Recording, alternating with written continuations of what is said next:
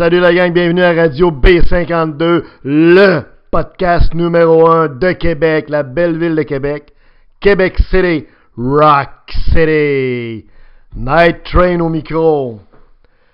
On est 2 jours après l'élection de Donald Trump à la présidence des États-Unis d'Amérique. Un véritable tsunami, un raz-de-marée, un ouragan, une révolution, appelez ça comme vous voulez. Les gens sont consternés, beaucoup de gens sont consternés aux États-Unis et à travers le monde par l'élection de Donald Trump comme président des États-Unis. À tort ou à raison, il y a des raisons qui militent pour les deux positions. C'est certain que ce n'était pas une candidature emballante pour des raisons évidentes, de la même façon que la candidature d'Hillary Clinton, comme je l'ai dit dans mon podcast la semaine dernière, n'était pas emballante non plus pour d'autres raisons. Bref, c'était le moins pire des deux qui était le choix, puis on a décidé aux États-Unis démocratiquement que ce serait Donald Trump. Mais moi, ce que je veux vous dire, c'est à tous les gens qui sont peut-être inquiets, préoccupés, qui se demandent pourquoi c'est arrivé tout ça, il y a des savantes analyses qui vont être faites, qui ont commencé par rapport à ça, non pour des semaines, des mois, des années à analyser tout ça. Mais je vous dirais tout simplement qu'en bout de ligne, ce qui est important de savoir, puis c'est ça le principal sujet de ce podcast-ci, parce qu'ici à B52, je vous l'ai dit, on parle des vraies affaires, puis on dit pas des choses, on dit des choses, c'est-à-dire qui sont pas nécessairement dites ailleurs, dans des réseaux qui ont des moyens, qui ont des millions, qui ont des équipes de journalistes, des équipes de recherche, des grosses radios de Québec, qui ont des moyens énormément, puis il se dit pas grand-chose. Ici, on va vous le dire. Le point suivant par rapport à ce qui est arrivé à la présidence des États-Unis, c'est que le président des États-Unis, dans le système électoral, puis dans l'environnement dans lequel il doit œuvrer, a pratiquement plus de pouvoir. Il n'a plus de pouvoir. Ou très, très peu de pouvoir. Fait que vous metteriez que ce soit Donald Trump qui soit là, comprends-tu, ou la technocrate fonctionnaire Hillary Clinton, OK? Ou, je sais pas moi, le bonhomme carnaval, Popeye. Tu sais, je caricature, là, excusez la facilité de la chose, là, mais ça n'a pas vraiment d'importance. Ça n'a pas vraiment d'importance parce que le système électoral est ainsi fait et surtout l'environnement dans lequel avec lequel doit composer le président américain, l'environnement politique, économique et tout ça que je vais vous décrire est tellement complexe, tellement pesant que le président américain peut peut-être influencer des décisions, peut proposer des choses, mais il n'y a pas grand-chose qui aboutit. Et quand c'est quelque chose qui aboutit, prenons l'exemple de la gouverne de notre ami Barack Obama qui se termine. Lui, il avait une obsession, c'était de mettre en place ce qui est devenu Obamacare. Bon. Alors, même quand tu mets en place quelque chose, tu réussis à aboutir, là, puis à convaincre le Congrès, puis à convaincre tout le beau monde là, qui est autour de toi, tous les requins qui sont autour de toi, tu as bien fondé de mettre en place un programme. Mais ce programme-là, Obamacare, va être détruit, aboli, lessivé, craché complètement par Donald Trump et sa gang dans les prochains mois. Ah, c'est pas drôle, hein, mais la démocratie va jusque-là. Vous avez un programme qui permettait une couverture d'à peu près 10 à 12 millions de personnes moins fortunées au niveau de la santé, OK, avec ses inconvénients, sans doute, mais tout de même, ça augmentait la couverture de santé pour des gens qui étaient beaucoup moins fortunés. Et là, Donald Trump va mettre ça à terre. Fait qu'à la limite, Donald Trump peut faire un mot, je sais pas moi, pour le traité de l'ALENA ou pour d'autres projets et tout ça, qui vont être en marche. Puis dans 4 ans, s'il est battu, ben le prochain qui va rentrer, si c'est un démocrate, ben il peut tout mettre ça à la poubelle, un petit sac vert, puis ça va être ramassé par des camions. Comprenez-vous? Alors c'est aussi simple que ça. Fait que c'est-tu bon, c'est-tu mauvais? Ben, ça dépend des points de vue. Mais ce que je veux vous dire en bout de ligne, c'est que prenons tous notre gaz égal, là, l'arrivée de Donald Trump, c'est pas la fin du monde loin de là, parce que lui, comme les autres, va avoir les mains liées. Les mains liées par qui? Je vais vous le dire. Autour du président américain, il y a ce que j'appelle des institutions, des groupes d'influence, des groupes d'intérêt très puissants qui font en sorte que le président américain doit soit avoir leur adhésion ou doit composer en tout cas avec ces groupes de pression-là extrêmement pesants, sans quoi il sera pas dégommé, mais sans quoi ses politiques, ses projets ne peuvent pas passer. Et donc, c'est très, très difficile de passer à travers les mailles des filets de toutes ces institutions-là. Je vais vous les énumérer, moi. Quand vous regardez l'environnement dans lequel le président Trump va regarder avec qui il doit composer. D'abord, il y a le Congrès, les sénateurs, le Congrès. Le Congrès, c'est sûr que le Congrès, tout comme la Chambre des représentants, sont deux institutions politiques qui ont un rôle important à jouer. Puis le Congrès peut contrecarrer les plans d'un président, peut contrecarrer un certain nombre de projets très majeurs qu'un président veut mettre de l'avant. Et prenons l'exemple de l'ALENA. Pour que l'abolition de l'ALENA soit possible aux États-Unis, il ne faut pas juste que le président le veuille, il faut qu'il y ait 2/3 des sénateurs au Congrès, des congressmen qui l'acceptent. Or, ça serait impossible parce qu'il n'y a pas 2/3 de républicains qui composent le Congrès. Il y a des démocrates. Donc, autant au Congrès qu'à la Chambre des représentants, il y a des démocrates.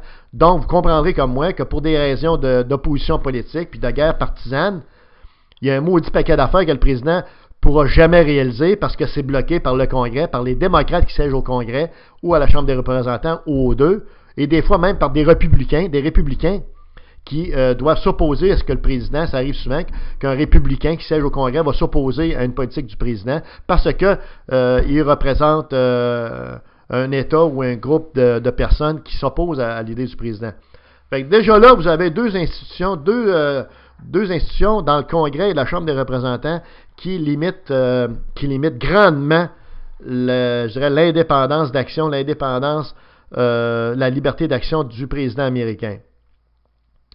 Les États américains, il y a 50 États américains, les États américains, il y en a qui sont très influents. Alors, ça aussi, c'est un autre facteur. Il y a des gouverneurs, puis il y a des États américains, des gouvernes d'États américains extrêmement puissants, extrêmement pesants financièrement, qui vont faire plier la Maison-Blanche, qui vont bloquer des projets du président et de la Maison-Blanche. Tu sais, prenez par exemple la Californie. La Californie a la 6e économie. Quand vous regardez la force économique de cet État-là, c'est la 6e économie dans le monde. Donc, vous comprendrez que même si souvent les gens à Washington n'aiment pas bien la Californie parce que c'est plus libéral, c'est plus à gauche, c'est rempli de latinos, puis c'est ci, puis c'est ça, il reste qu'économiquement, c'est une force redoutable avec laquelle tu dois composer. Donc, si la Californie, pour une raison ou pour une autre, commence à brasser, puis à lever la main, puis à dire non, ça ne marchera pas de même, bien, le président américain, il n'a pas le choix d'écouter, comprenez-vous? C'est pas le choix, là. Il n'a pas le choix. Bon, puis il y en a d'autres États qui sont influents, il y en a d'autres États qui sont très, très pesants. Tu sais, l'État de New York, la Floride, etc. Tu sais. Donc, c'est un autre groupe avec lequel le président doit composer puis qui limite l'autonomie d'un président américain. Ensuite, il y a tous les lobbies. Tous les lobbies d'affaires, les lobbies, je dirais, très, très précis, là. Prenons l'exemple concret du lobby des armes à feu. Ça, c'est vraiment ce qui illustre le mieux l'importance, la très, très grande puissance des lobbies américains. Vous savez comme moi qu'il y a souvent des shootouts dans des écoles. On a vu ça malheureusement, des tristes images où tu as des gens un peu fous, des jeunes des fois qui arrivent avec une mitraillette puis qui tirent sur des jeunes enfants, qui tirent sur les professeurs, qui tirent sur des gens finalement, des innocents. Il y en a eu plusieurs, il y en a quasiment à toutes les semaines, en tout cas certainement à tous les mois, il y a des shootouts. Puis là, à ce moment-là, les États-Unis pleurent leur mort, puis ils disent on ne devrait pas avoir des armes à feu qui sont disponibles, aussi faciles d'accès, aussi facilement, etc. Mais finalement, ça aboutit toujours à la même chose, c'est qu'il n'y a pas de changement. Pourquoi? Parce que le lobby des armes à feu américains est tellement puissant, tellement fort, financièrement et politiquement, que le président américain ne peut même pas rien faire. En plus, le lobby de l'arme à feu va invoquer le deuxième amendement pour dire que finalement, dans le deuxième amendement, un Américain a le droit de se protéger lorsqu'il se sent menacé. Et pour se protéger, ben, il a besoin d'une arme à feu, malheureusement. Alors, vous voyez, c'est un bel exemple de l'importance des lobbies. Les lobbies, c'est des gens qui sont underground, c'est des gens qu'on ne voit pas. Ils fonctionnent en souterrain. Mais ils font trembler la Maison-Blanche régulièrement. Et régulièrement, il y a des choses qui ne se font pas, puis on se demande pourquoi. C'est parce qu'il y a un ou deux lobbies extrêmement puissants, menaçants même, qui ont fait plier les genoux à la Maison-Blanche pour le président. Fait que Donald Trump, il ne pourra pas faire des miracles. Il va être pogné comme les autres à faire face au même lobby. OK? Fait que ça, c'est un autre gang qui limite le pouvoir d'un président. Ensuite, il y a tous les groupes financiers, les multinationales. Je donne un exemple, Microsoft. Vous comprenez, quand Microsoft débarque ou milite pour une cause, qui est différente de celle dont fait la promotion le président des États-Unis. Vous comprendrez comme moi que quand quelques multinationales, Microsoft, Oracle, nommez-les, se regroupent ensemble pour aller à l'encontre des visées d'une présidence de la Maison-Blanche, vous comprendrez comme moi que la Maison-Blanche plie les genoux plus souvent qu'autrement. C'est bien évident. D'ailleurs, je le dis souvent, c'est un constat qui est fait de plus en plus. Les gouvernements politiques, les gouvernements ne sont plus ceux qui décident de la régulation d'une société. C'est des groupes financiers, c'est des groupes d'intérêt en haut, des suprapuissances qui sont occultes, qui sont underground, qui sont dans l'ombre, mais qui tirent les vraies ficelles, puis qui font bouger le gouvernement ou qui vont bloquer le gouvernement dans le sens de leurs intérêts. Donc, c'est pas drôle de dire ça, mais c'est un peu un déni de démocratie, j'en conviens, mais c'est la réalité des choses. Fait que Donald Trump va-tu changer ça, vous pensez? Jamais de la vie, le pauvre Donald. Tu sais, Donald Trump, lui, sa réalité, le mur qui va frapper, c'est que dans son empire financier, il pouvait crisser dehors qui il voulait à la seconde près, dans la minute près, ça se faisait. Il pouvait faire ce qu'il voulait. Il pouvait dire « You're fired ». Tu sais, il n'y a pas de problème, comprends-tu? C'était vraiment là, le dictateur omnipotent, comprends-tu? Les mains libres, puis bingo, ça passait par là. Là, il va se retrouver dans une position où c'est totalement le contraire. Et lui, il pense que non, là. En tout cas, à moi que je me trompe, j'ai l'impression qu'il se pense vraiment au-dessus de la mêlée, même là-dedans. Mais c'est ça le mur qui va frapper. Il va se réaliser qu'il a les deux mains liées comme tous les autres. Comme Obama, comme ceux qui ont précédé Obama, puis comme les suivants qui vont suivre Trump. Fait que, donc, c'est ça. C'est un autre groupe financier. Ensuite, il y en a un autre gang là, qui ont de l'influence là, à la Maison-Blanche. C'est les créanciers. Les créanciers. Je vous disais récemment que la Chine et le Japon avaient une créance de 500 milliards auprès du gouvernement américain. Donc, on comprendra que c'est des créanciers qui sont influents, money talks, et puis, s'il y a des choses qui ne font pas leur affaire, des politiques internationales ou des mesures qui touchent ces pays-là, le Japon et la Chine, c'est certainement une carte importante dans le manche parce qu'ils tiennent, dans le fond, les Américains par la jugulaire. Comprenez-vous, comme moi, que le gouvernement américain, j'ai dû expliquer, là, je ne reviens pas là-dessus, a une dette de 20 trillions. C'est un géant au pied d'argile. C'est un pays qui est sur le bord de la falaise du précipice, financièrement parlant, au niveau de ses finances publiques. Bon, alors on comprendra que les créanciers importants qui permettent aux États-Unis de continuer à payer leurs factures, ils ont leur mot à dire également. Fait qu'il va falloir que Donald se calme un petit peu le Trump, quand va venir le temps de faire des politiques qui vont toucher des pays au niveau international, qui sont des créanciers dont les États-Unis ont absolument besoin pour financer leurs opérations courantes. Un autre joueur qui est important, plus spécifiquement, c'est la Russie. Pourquoi j'ai isolé ce pays-là? Pour des raisons évidentes. C'est, vous savez comme moi qu'il y a deux grandes puissances. C'est toujours vrai, la Russie et les États-Unis. Il y a une espèce d'équilibre du pouvoir, mais beaucoup plus un équilibre de l'influence puis de la terreur en ces deux pays-là. Poutine drive le show puis solide en plus au niveau de la Russie. Alors, on comprendra que là aussi, s'il y a des choses qui sont avancées par Donald, qui touchent la Russie spécifiquement, je connais un gars qui s'appelle Vlad Poutine, moi qui ne gênera pas pour y piler ses pieds puis dire ce qu'il a à dire en pleine face, les yeux dans les yeux.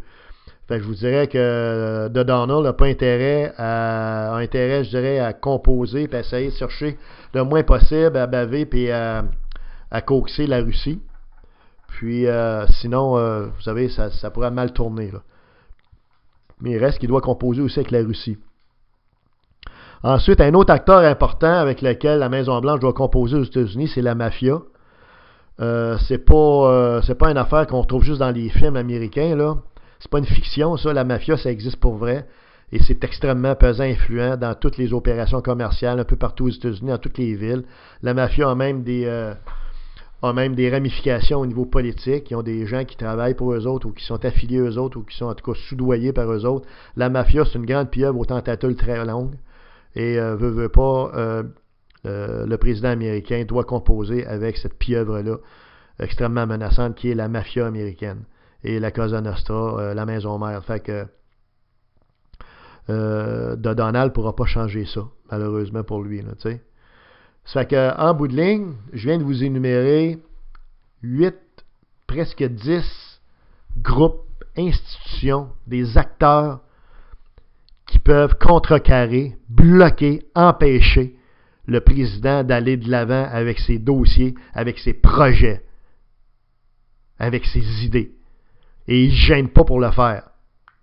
Donc, d'une certaine façon, le système politique est ainsi fait qu'on a une présidence qui est pratiquement, peut-être pas paralysée, mais qui ne peut pas aller de l'avant puis faire de grands changements, sauf un changement qui plairait à tous ces acteurs-là, à tous les lobbies, au Congrès, etc.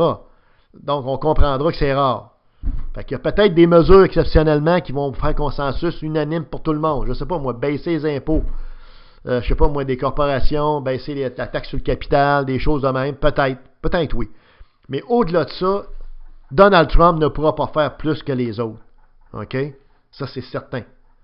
C'est certain. Fait que moi, je vous dis en terminant, il n'y a pas lieu de s'inquiéter, parce que pour le meilleur ou pour le pire, mais moi, je pense que c'est pour le meilleur, le président américain, c'est ça la vérité, il n'a plus de pouvoir. Puis c'est la même affaire ici au Canada, puis au Québec avec le Prime Minister Papy Schtroumpf, c'est la même affaire. OK? On en reparlera dans un autre podcast.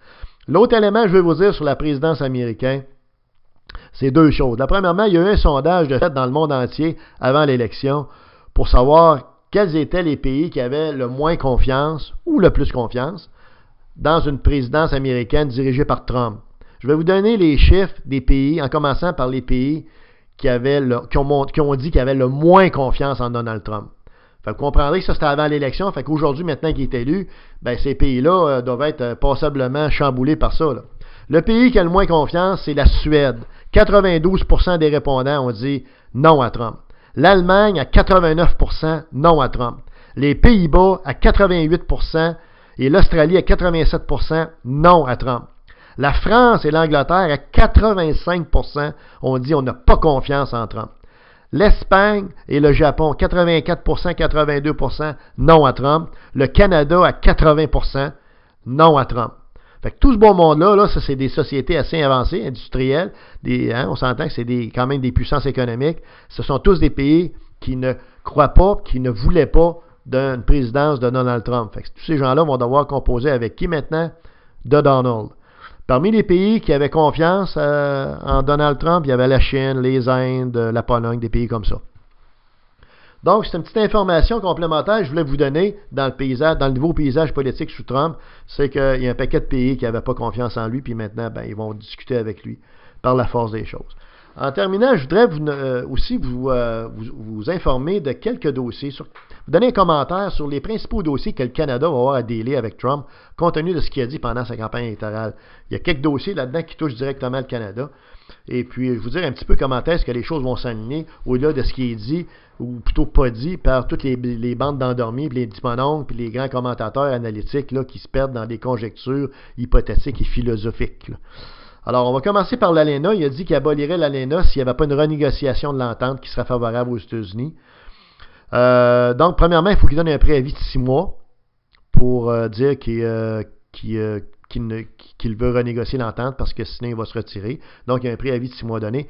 Mais au-delà de ça, il y a 2 contre-pouvoirs là, qui peuvent jouer puis qu'il va devoir convaincre là, pour pouvoir aller de l'avant. C'est les 2 tiers du Congrès. Fait que comme je le disais tout à l'heure, d'entrée de jeu, il y a beaucoup de démocrates au Congrès. Alors, avoir les 2 tiers d'adhésion de sénateurs au Congrès pour bloquer l'ALENA, c'est impensable. Non, ça ne se fera pas. Il ne pourra pas bouger l'ALENA, à moins qu'il convainque les 2 tiers du Congrès, donc beaucoup de démocrates. Ça, c'est la première des choses. L'autre chose, c'est qu'il y a beaucoup d'États américains qui profitent grandement de l'accord de l'ALENA. Surtout les États qui longent la frontière canadienne. Okay? Comme le Minnesota, comme le Nord Dakota, le Montana, en tout cas les États, là, l'Illinois. Donc, c'est des États dont à peu près, j'ai vérifié, il y a 8 millions d'emplois dans ces États américains-là qui dépendent de l'ALENA dans sa forme actuelle. Parce que contrairement à ce que Trump pense, l'ALENA est avantageuse aussi dans beaucoup de secteurs, dans beaucoup de sphères pour les Américains. Donc, ces États-là, pensez-vous qu'ils vont demander une renégociation sans savoir ce qui va être quoi les modalités et quels vont être les impacts pour eux? Parce qu'actuellement, ils sont avantagés par ça. 8 millions.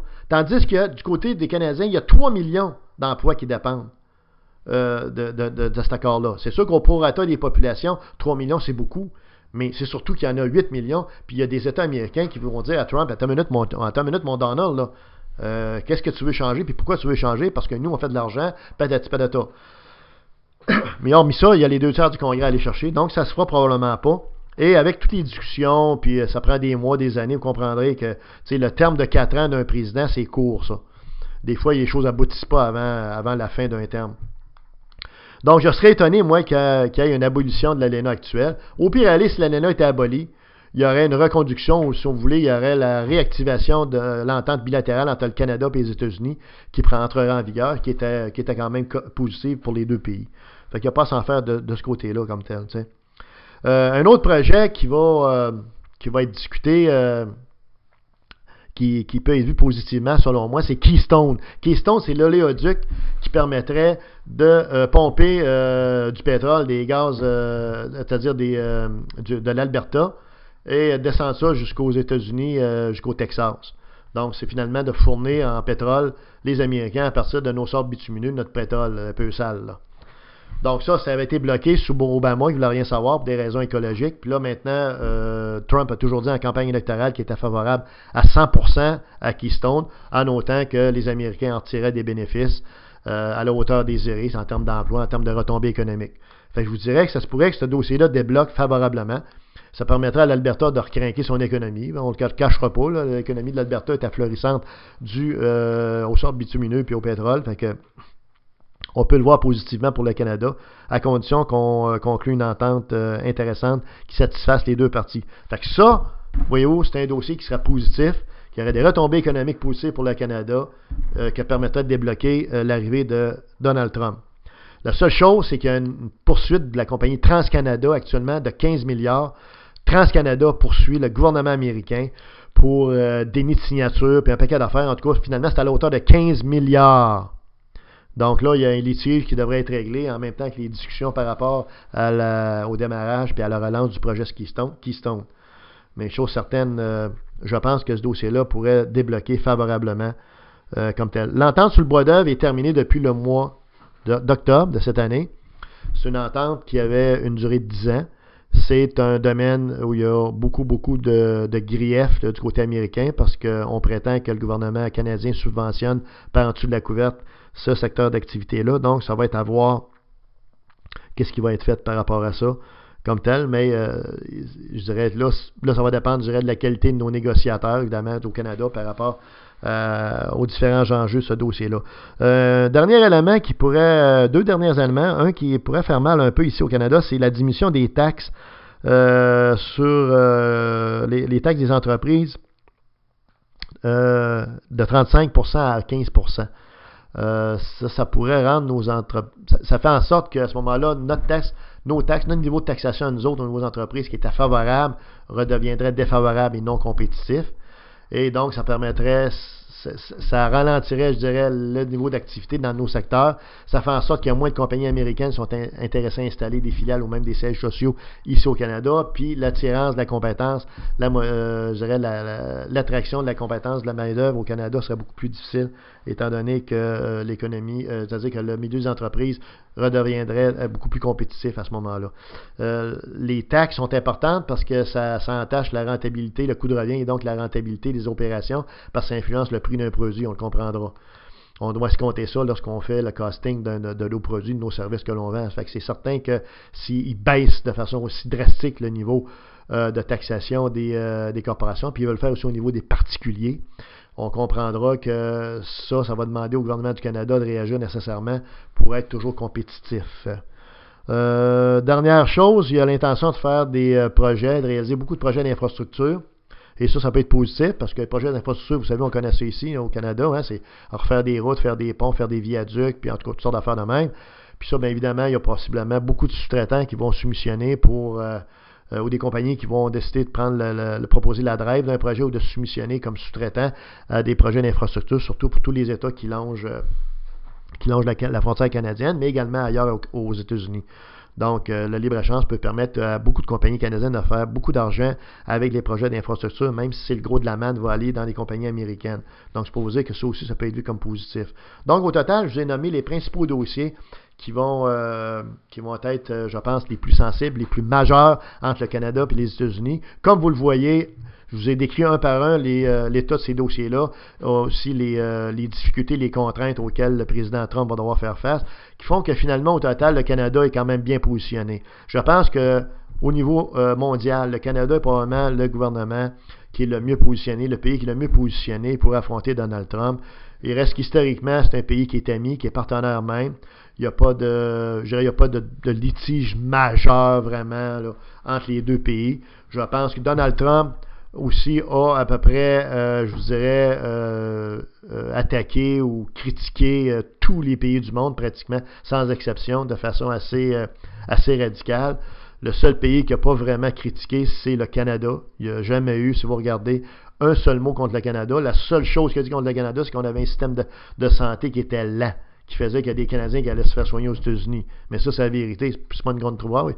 C'est pas une grande trouvaille, on le sait, nous autres, au Canada. Fait que je vous dirais qu'au total, on est quand même bien positionné pour tirer notre épingle du jeu dans la nouvelle dynamique de la gouverne de Donald Trump.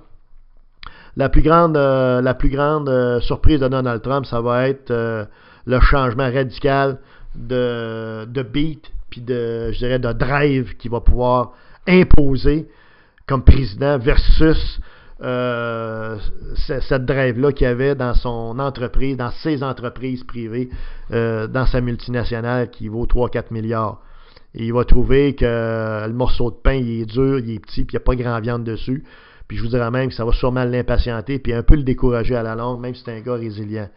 Ça ne sera pas un party pour M. Donald. Ça sera vraiment pas un party parce que là, il va trouver chaussure à son pied avec tous les acteurs que je vous ai nommés qui l'attendent de pied ferme, OK, puis qui vont faire en sorte de faire plier les genoux bien souvent. Évidemment, publiquement, il ne pliera pas les genoux. Ça se fait en arrière du couloir, en dessous des couvertes, en arrière des portes. Mais c'est de même que ça marche. Il ne pourra pas faire mieux que les autres. C'est de même que ça marche.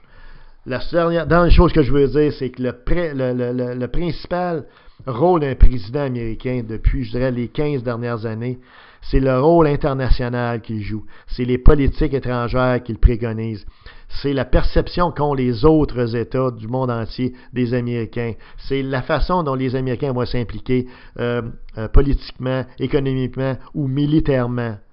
C'est là-dessus, dans le fond, que le président américain a encore une présence importante et est jugé. Et je vous dirais qu'à ce niveau-là, le plus grand risque de Donald Trump, il se situe à ce niveau-là. Parce que c'était quelqu'un qui est habitué de gérer des bâtiments, qui a bâti un empire d'immeubles, de golf, puis de patentes de même. C'est bien beau, c'est noble, mais c'est pas mal différent que de négocier avec un ensemble de gens, un ensemble d'acteurs, de diplomates, puis de politiciens qui sont chevronnés, qui sont des spécialistes, des sophistes, des demi-vérités, avec plein d'acteurs dans l'ombre qui sont là pour vous donner des jambettes. Alors, il est aussi bien déguisé ses patins de Donald parce que ça, là, c'est pas une patinoire sur laquelle il va être trop confortable. Le dernier élément, il y a un clivage suite aux dernières élections encore plus drastique entre deux Amériques. L'Amérique des démocrates puis l'Amérique de Trump. Okay? Les Blancs contre les Noirs, le clivage est encore plus profond. Okay? Les Blancs contre les Latinos, la même chose. Les jeunes ont voté seulement à la hauteur de 35%. Ça veut dire que les jeunes sont désabusés, désillusionnés. Ils ne croient plus, dans le fond, dans le système de politique américain. Ils ne veulent rien savoir. Les femmes ont voté en majorité pour Trump, les femmes blanches. OK? Alors, il y a des clivages comme ça aussi au niveau géographique. Tout l'Ouest américain a voté démocrate. La Californie, l'Oregon, l'État de Washington. La Californie est en train de partir à un mouvement qui s'appelle Call Exit, un peu comme le Brexit en Angleterre, parce que la Californie est tellement découragée de l'arrivée de Donald Trump qu'ils veulent se séparer des États-Unis. Eux autres, ils disent, on n'a pas besoin des États-Unis. On a la 6e économie la plus forte. So go to hell. On ne veut rien savoir. Fait qu'il va falloir que de Donald, il y ait une capacité de regroupement, de cohésion, puis je dirais de mobilisation de tout ce beau monde-là qui ne s'aime pas bien actuellement, qui ne nous a pas trop démontré pendant la campagne électorale. Souhaitons qu'il puisse le faire parce que ce qu'on a de besoin, c'est un voisin américain qui est quand même stable, qui est cohésif, qui n'est pas en guerre civile pratiquement à tous les jours. OK? Alors voilà, c'est le portrait d'ensemble pour l'arrivée de Donald Trump. Donc, au total, Canada, soyons confiants, c'est pas si pire que c'est. Puis Donald, ben, c'est just too bad, mais il va trouver ça très, très difficile parce que il va trouver que quand il arrive sa patinoire, il n'y a pas souvent, il n'y a pas tout le temps des patins d'un pied. Fait que, je suppose, c'est du ballon-balai. Alors voilà, c'était Radio B52. Abonnez-vous. Night Train au micro.